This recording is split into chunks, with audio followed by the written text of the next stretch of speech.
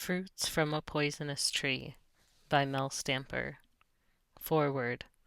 Melvin Stamper has experienced a remarkable life journey few of us will ever experience.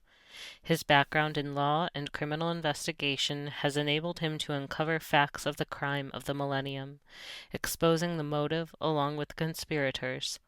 The subtle and not so subtle threats from the government agencies that he was investigating merely served as a motivating force and confirmation of his investigation.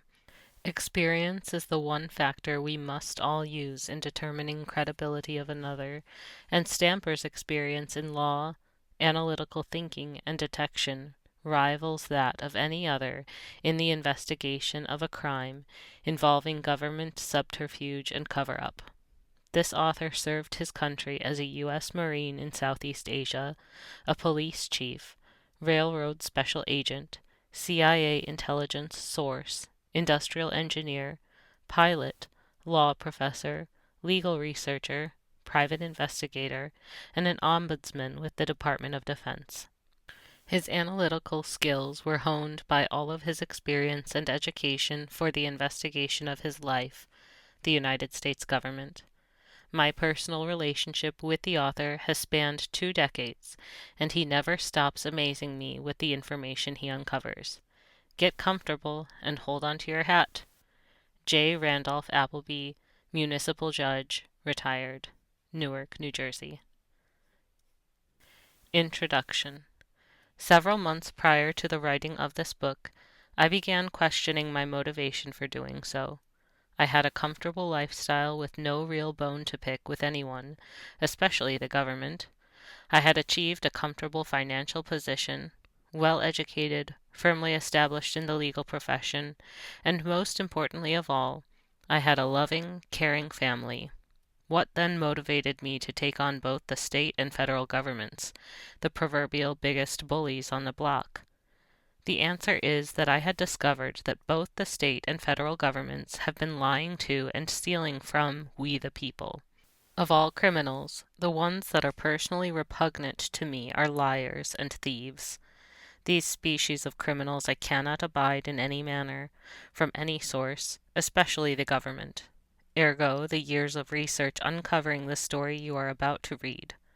The government and the international global elite have systematically stolen our wealth and our birthright as Americans. The title of this book, Fruit from a Poisonous Tree, explains the theft of our wealth and identity, and the book tells what we can do about it. This story is not about high drama, but it has that. It is not a story about insatiable greed. It has that also.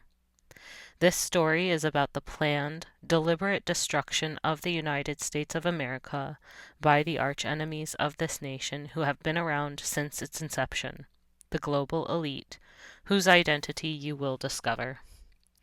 During my investigation, I became so overwhelmed by the government's deceit and unabashed arrogance that I went back to the history books trying to identify the point at which our republic swerved onto the destructive path towards democracy, where our creation, the government, servant of the people, became the master and we became the servant, where the non-productive, who are consumers of the public treasury, elect politicians who promise them even more government benefits at the expense of the majority of productive, wealth-producing Americans.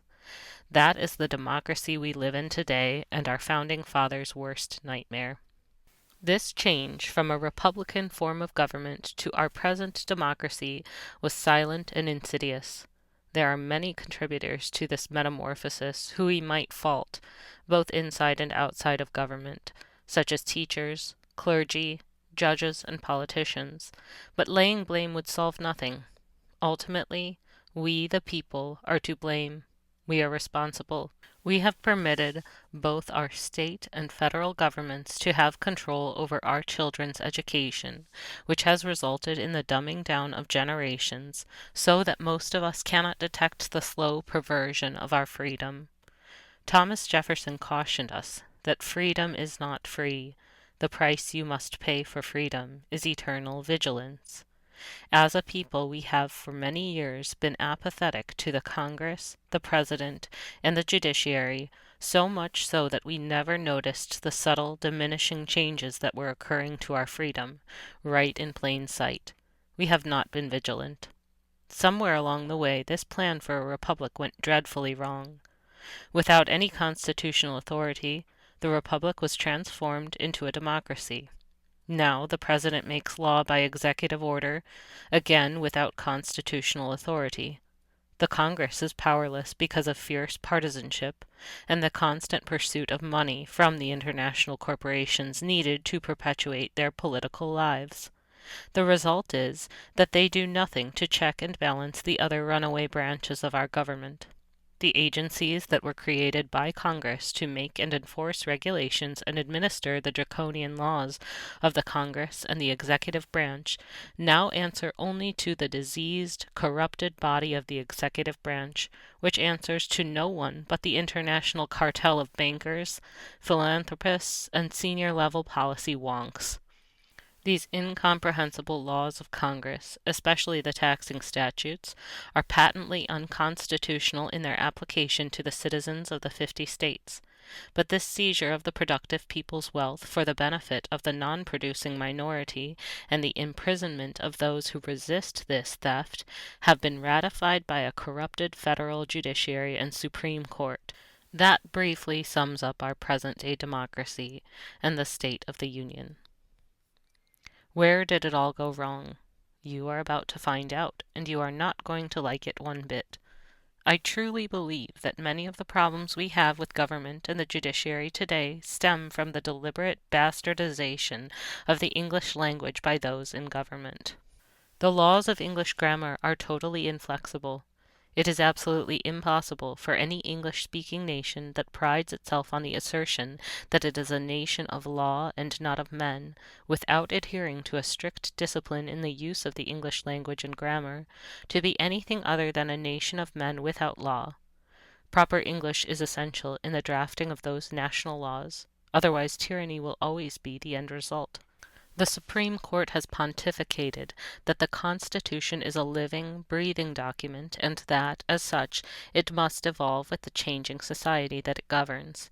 That they, this majestic body of legal intellectuals, in this process of an ever-evolving society, must interpret the organic Constitution for us, the ignorant masses. Preposterous! The Constitution is written in plain English so that anyone with a fifth-grade education can understand its simple meaning. It isn't written in Russian or Chinese and doesn't need interpretation. Does the Constitution get cold or hot, sick or diseased? Does it get old and senile? The Constitution is not a living, breathing document. It's a dead tree that was processed into paper so that eternal ideas and heavenly concepts of men governing themselves could be preserved for future generations. It was written by noble visionaries that we call our founding fathers. That is what the Constitution is, period. The visions and concepts immortalized in the Constitution cannot evolve with our society because man, by the very nature of being man, rarely rises to a higher level of nobility. We as a species usually evolve to a lower base of decadence, immorality, one notch above a slug. That's the nature of man, and it has been so since the Garden of Eden.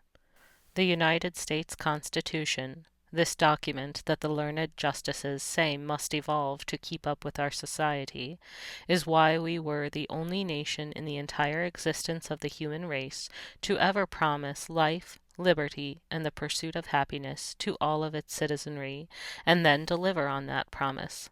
Look around and determine for yourself if we are a moral society that must have an evolving constitution to keep up with us.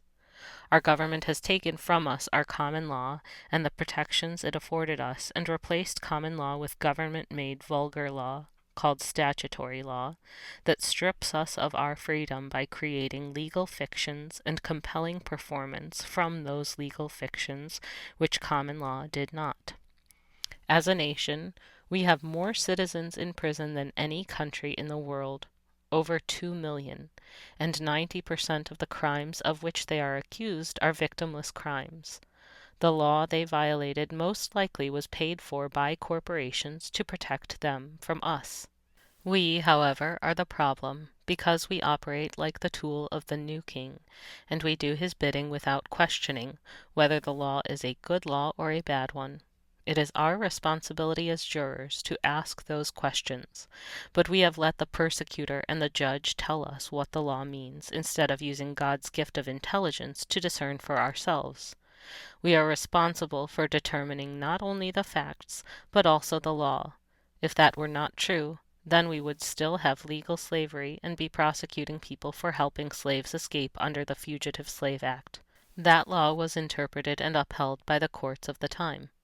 Decent jurors who did not agree exercised their right of jury nullification, the most cherished right we as Americans possess. We now have replaced morality with abortion on demand, and if we do not kill our children in the womb, we tax them to death the moment they are born.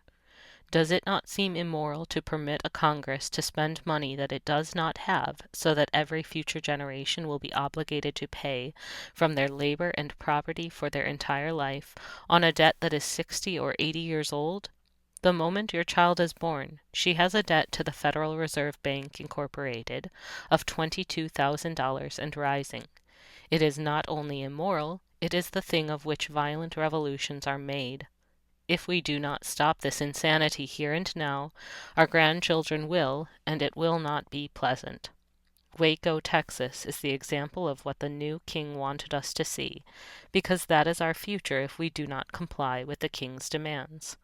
We permitted our government to negotiate and pass the NAFTA and GATT treaties, which guaranteed that this nation will never again be an industrial or technological world power, assuring that our people are doomed to a third world agrarian life within the next 50 years. As I write this introduction, my book is finished, and I have reviewed its contents. Because of my knowledge of government corruption, I am becoming incensed while organizing my thoughts for this introduction. My antagonism was so great while I was researching that I expatriated my citizenship from the corporate United States. That expatriation document is in the first chapter of this book and sets the tempo for the remainder. I hope that if nothing else, you will come away from this reading experience a wiser and more determined citizen of your state, with a passion for recovering what was ours and what was stolen from us. Melvin Stamper, J.D., Sui Juris.